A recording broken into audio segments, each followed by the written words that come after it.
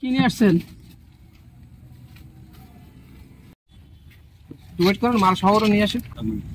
উনি আমার উদন লাগবে না, এই জন্য।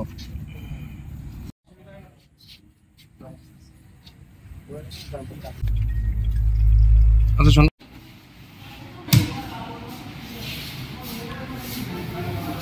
সকালে হাইওয়ে থানা পুলিশ একটি চৌকুল দল ইংরেজি 28/8/2025 তারিখ বিকাল অনুমান 17টা 15 ঘটিকার সময় গোপন সংবাদের ভিত্তিতে জনৈক ইব্রাহিম তালুকদার নামে এক ব্যক্তিকে 8 কেজি গাঁজাসহ গ্রেপ্তার করা হয়েছে। তো তাকে জিজ্ঞাসাবাদ করা হচ্ছে এবং তার বিরুদ্ধে পরবর্তী আইনগত ব্যবস্থা প্রক্রিয়াধীন।